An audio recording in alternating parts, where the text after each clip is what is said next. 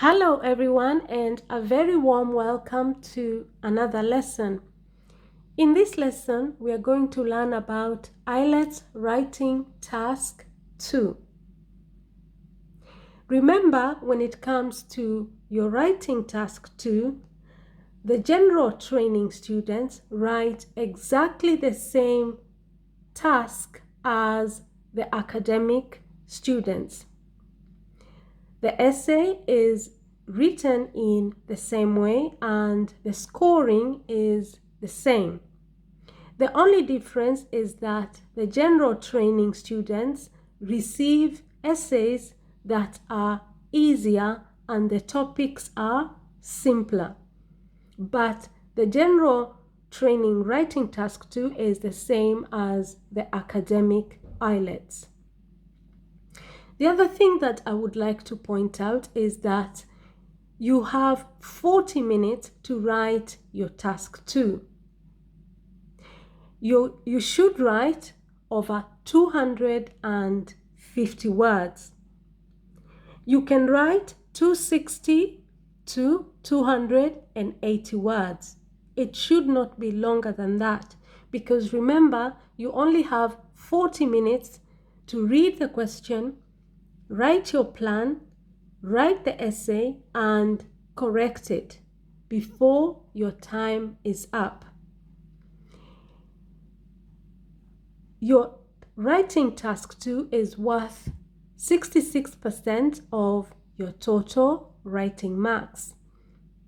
You will be marked on task response, coherence and cohesion, vocabulary, and grammar. There are also different types of writing task 2 questions. You could get an opinion, like we are going to look at in this lesson, a discussion, or advantage, disadvantage sort of question. There are many more. Now, in this lesson, we are going to learn how to write the main body and the conclusion. In the previous lesson, I taught you how to write the introduction. In that lesson, we saw that in the introduction, the examiner is going to mark whether you have the background statement and the thesis statement. Those are the two key features of the introduction. So please ensure that you look at that video as well so that you know exactly how to write the kind of introduction that will give you a high band. Now, the first thing after you have received your writing task 2 question is to read the question itself. And in our case, the question is, the most effective way to learn a language is to speak it every day. To what extent do you agree?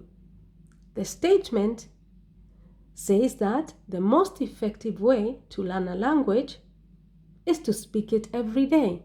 Now, in your opinion, do you think that for you to learn a language effectively, all you need to do is speak it every day?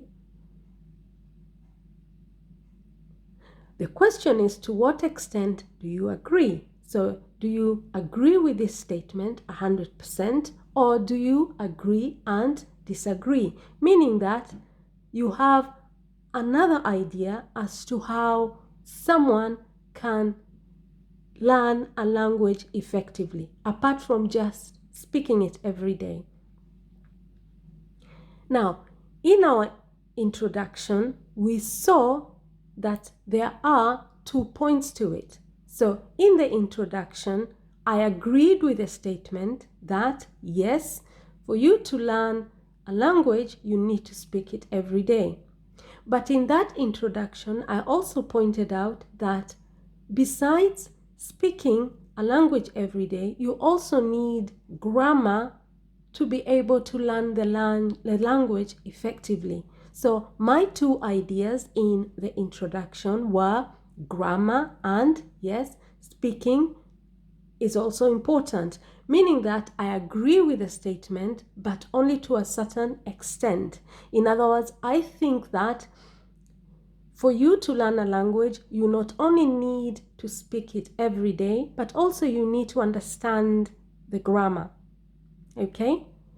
Now, because I have two ideas which I put in my introduction, in the body paragraph, you are expected to write one body paragraph about one of the ideas, and the second body paragraph should be about the other idea. And then after that, you have the conclusion. So, each of the paragraphs, remember your writing task 2 should have 4 paragraphs, not more. First, you should have the introduction. Your introduction should have the background statement and the thesis statement. After that, you should write body paragraph 2 and then body paragraph 3, and then you write your conclusion, and that's it. Now, your body paragraph 2 is going to be based on one of your key points that you put in the introduction. And in my case, it was speaking. Okay? Now, let us see how you should write the body paragraph based on that point, speaking. So, the very first thing you have to do is you have to introduce that particular point. You have to introduce your first point in the first sentence of your paragraph. We call that a topic sentence. So you should begin each of your paragraphs with a topic sentence. What is a topic sentence? A topic sentence is a sentence that introduces what the rest of the paragraph is going to be talking about. It introduces the topic, and that's why we call it a topic sentence. So the topic of our body paragraph 2 is speaking. Now, speaking a language will definitely lead to good mastery of the language due to a number of reasons. So that is my topic sentence. In that topic sentence, I have introduced my idea that I'm going to be discussing in that paragraph. And the idea is speaking. And then I have finished off that sentence by making it very clear to the examiner that I'm now going to give some reasons as to why I believe that speaking a language will lead to good mastery of the language. I have to support my claim. Speaking a language will definitely lead to good mastery of the language due to a number of reasons. So now the examiner is waiting for my reasons. Firstly, see, I use the connector to show the examiner I'm just about to give him or her my first reason to justify why I think that speaking a language will lead to good mastery of the language. So, firstly, comma, this will develop your fluency in a short time. Okay? So, if you speak a language every day, then that will improve your fluency. So that is my first point. Firstly, this will develop your fluency in a short time. And now I'm going to give another point to support my initial claim, because I said speaking a language will definitely lead to good mastery of the language due to a number of reasons. So I need to give more than one. So firstly, this will develop your fluency in a short time. And the next point, I introduce it using a connector, a linking word. Furthermore, your pronunciation and your accent will improve drastically. Furthermore, your pronunciation and your accent will improve drastically. Okay, so in that paragraph, what I have done is number one, I have my topic sentence. in that topic sentence, I introduce the idea that I'm going to be developing in that sentence, and that is speaking. And then in the rest of the paragraph, I gave some reasons to support my opinion that I introduced in the topic sentence, which is the first sentence of the paragraph. So firstly, this will develop your fluency in a short time. And then my next point, I also introduced it using a linking word. Furthermore, your pronunciation and your accent will improve drastically. Okay, now you can develop that paragraph further. I would personally recommend, once you have written your topic sentence, then for each paragraph, write 3 points or 4 to support it. And what you could also do is, for each point, you could give an example. Like, for example, firstly, this will develop your fluency in a short time. For example, if you're learning English and you practice speaking it every day, as time goes by, you will find that you have no problems with your fluency. It will take a shorter time for you to express yourself. You see, I have given an example there. And then in the next one, furthermore, your pronunciation and your accent will improve drastically. For example, if you speak with a native speaker every day, then as time goes by, you will find that you will copy how the native speaker pronounces certain words, and as a result, you will lose your mother tongue accent. Okay, see, I have given 2 examples, one for the first one and another example for the second point, because remember, you're supposed to write over 250 words. So I would recommend, once you have introduced your key point in your topic sentence, after that, give a reason to justify it, and then give an example. And then give another point to support the topic sentence, the idea in your topic sentence, and then give a real life example. Okay? Just to ensure that you do not run out of the word count, because you should not write below 250 words. Okay? Now, so that is body paragraph 2. Now, in body paragraph 3, I'm now going to move on to the second point, and that is grammar. Because remember, the question or the statement is, the most effective way to learn a language is to speak it every day. Yes, I agree with that, and I have proven in paragraph 2 why I believe that speaking a language is very effective when it comes to learning a language. But in my introduction, I said that it's not enough to speak a language every day. You also need the grammar to be able to learn the language effectively. So in body paragraph 3 now, I'm going to talk about grammar and how it will help somebody to learn to speak a language effectively. So let us begin. In addition to speaking, grammar is very important to become competent in a language. So you see in that sentence, that is my topic sentence. And the reason why it is a topic sentence, it is because it is the first sentence of the paragraph.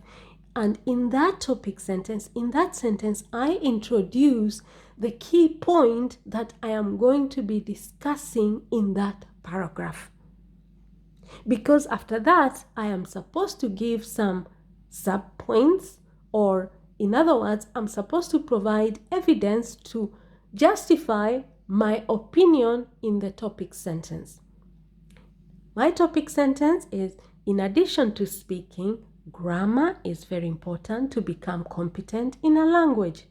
So, you not only need grammar, but also you need speaking. Now, I'm going to prove why. This is because, see, I'm using the connector, because without a good foundation in grammar, one is likely to speak incorrectly in regards to tenses. So that is my first point to justify why I think grammar is very important if somebody is going to become a competent speaker of any language. Because without grammar, one is likely to speak incorrectly. How? In regards to, I use in regards to, that's an example. In regards to give an example, I can use the linking word in regards to. Tenses. So, if you do not learn the grammar of a language, then when you speak it, you will speak broken English because your tenses will not be correct. So, in that point, I have given an explanation and an example. The explanation is you will speak incorrectly, and the example is in regards to tenses. So that is the first point to support the key point that I introduced in the topic sentence. And now I have to provide another point to support that grammar is very important to become competent in a language. So I use a connector because I'm now about to move on to the next point. Moreover, in body paragraph 2, I use the connector firstly. Okay. And then I used furthermore. So to introduce the next point, moreover, one is bound to make a lot of grammatical mistakes while writing, such as poor sentence structures and incorrect subject-verb agreement. Moreover, one is bound to make a lot of grammatical mistakes while writing, such as poor sentence structures and incorrect subject-verb agreement. So, what I'm putting across in that paragraph, the point I'm putting across is the fact that for you to learn a language, you need grammar. Because if you don't have grammar, number one, you will speak broken English. You will speak incorrectly in regards to tenses. But that's not all. You will make a lot of grammatical mistakes while you're writing that language. For example, your sentences will have poor sentence structure, and that's not all. You'll also have problems with subject-verb agreement. So I have given my second key point. My point is, if you don't have grammar, you will make grammatical mistakes. And then after that, I have given examples of the grammatical mistakes that you're likely to make, and that is poor sentence structures and incorrect subject-verb agreement. So what you notice there is that in each body paragraph, I introduced the key point that I'm going to discuss in the whole of that paragraph right at the beginning in my topic sentence. After that, I supported that with 2 points, and for each point, you're supposed to give an example. Okay? In the third body paragraph, I identified the subpoint as, if you don't have grammar, then you are going to speak incorrectly. And then I gave the example of the fact that your tenses will not be correct. Then I moved on to the second key point, and the key point was that if you don't have grammar, then you will make a lot of grammatical mistakes while you're writing. And I gave some examples of the mistakes that you will make. Your sentences will not be correct, and also your subject-verb agreement will not be correct because you are not familiar with the grammar of the language you're learning. And as a result of that, then you will not become a competent speaker, or you will not learn the language competently, because when it comes to learning a language, it's not just about speaking. Okay, speaking is very good, but you need the grammar to be able to speak correctly. Now, this brings me to the last section, and that is our conclusion. In our conclusion, we need to tie the key point in body paragraph 2 and the key point in body paragraph 3. Okay, you need to find a way to tie them together. And the conclusion paragraph, you always begin it with words such as to conclude, or in conclusion, or to sum up. Okay, in my case, I used in conclusion. Remember the comma? In conclusion, comma, I strongly believe. So I have to use the words I strongly believe to emphasize or to stress my opinion. In conclusion, I strongly believe that correct grammar, see, that is the key point in body paragraph 3. I strongly believe that correct grammar is the key to speaking fluently and confidently. In conclusion, comma, I strongly believe that correct grammar is the key to speaking fluently and confidently. So, in my conclusion, I have tied the two key points that are part of my body paragraph 2 and body paragraph 3. I have joined them together, and in the conclusion, I am stressing the point of view that I feel is what summarizes or reflects my opinion. So, always begin your conclusion with in conclusion, or to conclude, or to sum up. And then once you have done that, use words that express, because you're supposed to be, in your conclusion, you're supposed to summarize your opinion. So use words that reflect that. So you can say, I strongly believe that, or in conclusion, in my opinion, I believe that, or in conclusion, I am of the opinion, or in conclusion, based on the points above, I believe that. Okay, so in conclusion, I strongly believe that correct grammar is the key to speaking fluently and confidently. So in my conclusion, I am taking a stand, and in my stand, I am acknowledging that yes, speaking is important, but for you to speak fluently and confidently, you need grammar. So I'm reiterating, I'm repeating my point of view or my opinion in the conclusion. Okay? So how do you write your conclusion? Ensure that in your conclusion, you join the two key points that you introduced in your thesis statement in the introduction. And the 2 points for me were speaking and grammar. So in the conclusion, I have to join them together, and that is by saying grammar is the key to speaking fluently and confidently. So for you to speak any language fluently and confidently, then you need grammar. Okay? Now, this brings me to the last section of our lesson, where I'm going to summarize the key points from this lesson and give you a few more tips to ensure that you do a good job when it comes to your writing task too.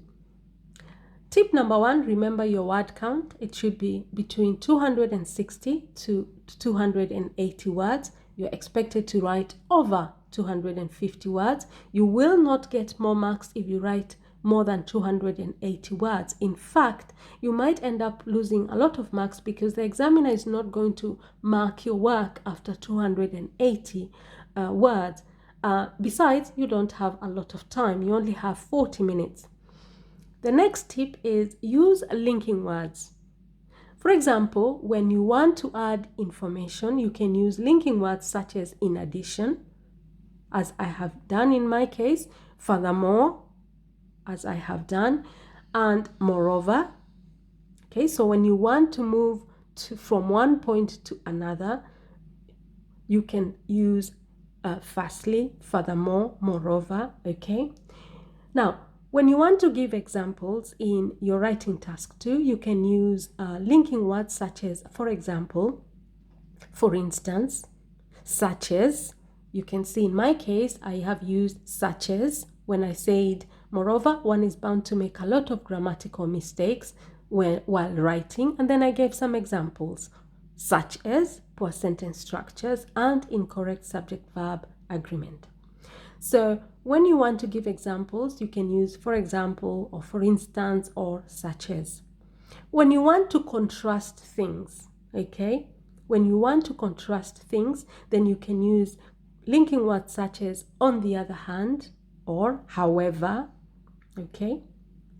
When you want to give your opinion, you can use words such as, like for example, in the conclusion, okay, and in the introduction, you have to state your opinion. And to do that, then you can use words, or rather linking words such as, in my opinion, I think, or I think, or I believe, or I strongly believe, or in my view, okay? And finally, as I pointed out, to conclude, then you need to use linking words such as in conclusion, or to conclude, or to sum up, okay? Now, the other thing that is also very important is that in your writing task 2, remember to use compound and complex sentences, okay? A complex sentence and a compound sentence. A compound sentence has only one verb. A complex sentence has more than 3 verbs. It has 3 or more, okay? That is extremely important. Now, if you don't know how to write compound and complex sentences, if you don't know how to write them in English, feel free to have a look at my playlist on grammar. I have a video about the 3 types of sentences in English. That is simple, complex, and compound, and how to form them, okay? And how you can form those sentences. Okay, so feel free to have a look at that video so that you're familiar with how to do that, because it is very important that in your written task 2, you use compound and complex sentences. Okay? Now, if you have any questions, then feel free to write them in the comment section and I will do my best to answer those questions. Remember to watch the video on writing task 2, the same question, how to write the introduction, because it is extremely important that you know how to do it. And remember, for the body paragraphs, introduce your key point at the very beginning in your topic sentence. After that, give 2 key points to support that, and for each key point, make sure that you provide some examples, like I have done in paragraph 3. Okay? Now, if you found this lesson useful, please subscribe to the channel and give this video a thumbs up.